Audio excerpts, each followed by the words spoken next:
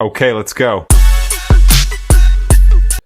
Yes, brother. I was watching a video on Facebook half an hour ago. Now I can't find it. Where can I find it? Oh, okay. You were watching a video on Facebook half an hour ago, but now you want to watch it again. In that case, yes, many people watch Facebook even after watching. If they like something on a page, they want to watch it again after 30 minutes. So how will you watch this thing previously? You don't remember the page name or you forgot the ID name, but you want to watch the video. Let me teach you an easy trick. Just like on YouTube, when you browse something, you can see its history later. Alright, I am showing you how to view the history. Okay.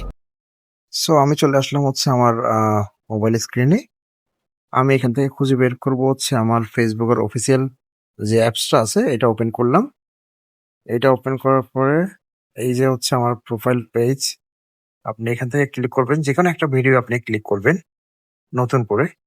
যেকোনো একটা video যখন আপনি click করবেন, এই যে দেখতে পাচ্ছেন একটা ভিডিও অলরেডি প্লে হয়েছে। আমি ভিডিওটা পজ করলাম। এই যে উপরে সার্চের পাশে একটা আইকন দেখতে পাচ্ছেন মানুষের, ওই আইকন যেটা আছে আইকনটাতে আপনি ক্লিক করবেন। ক্লিক করলেই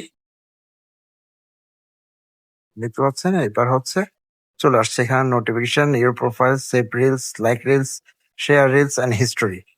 সো আপনি এখন হিস্ট্রিতে একটা ক্লিক করবেন। হিস্ট্রিতে ক্লিক করলে সাথে সাথে হচ্ছে আপনার এই যে আপনার সারাদিন কি কি ভিডিও দেখছেন আপনি উপরে নিচে করলে সবকিছু ভিডিও আপনি দেখতে পাবেন। এই যে উপরে নিচে হচ্ছে এগুলো আমি সারাদিন কি কোন কোন ভিডিও দেখছি সেগুলো দেখতে পাচ্ছেন, এবং সাথে হচ্ছে লোডিং হয়ে আবার নতুন করে ভিডিও আসবে।